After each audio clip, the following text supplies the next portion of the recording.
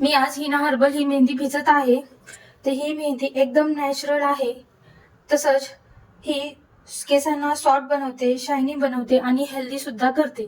यामध्ये काय काय इन्ग्रेडियंट्स आहेत, यामध्ये आहे आमला, भिंगराज, आमला, कढीपत्ता, तसंच मेथी, शिकाकाई, हरडा, नीम, ग्रीन टी आणि भेटा इतके 9 प्रकार या मेहंदीमध्ये आहे।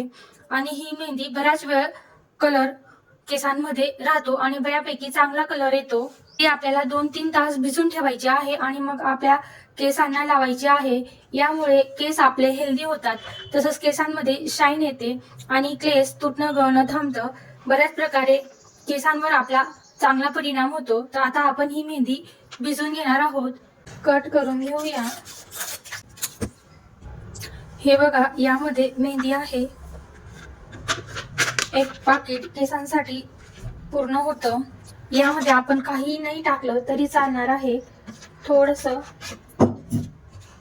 कोमट पाण्यामध्ये भिजून घेणार आहोत।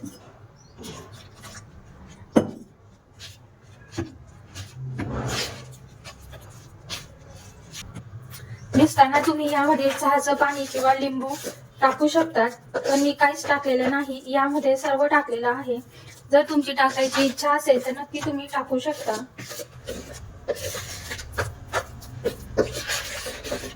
मेहंदी छान भिजली गेलेली आहे।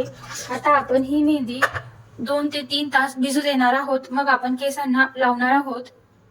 भिजून द्यायची आहे मेहंदी। आता आपण याच्यामध्ये 1 लिंबू टाकून घेणार आहोत। तुम्ही या मेहंदीमध्ये काही नाही टाकलं तरी चालणार आहे, नुसतं अशी भिजली तरी चालणार आहे, पण मी 1 लिंबू टाकून घेत आहे। बघा, लिंबू टाकलेला आहे। 1 अख्खा लिंबू मी टाकून घेतलेला आहे। मेहंदी छान भिजून घेतलेली आहे। 2-3 तास भिजल्यानंतर आपण ही केसांना लावणार आहोत।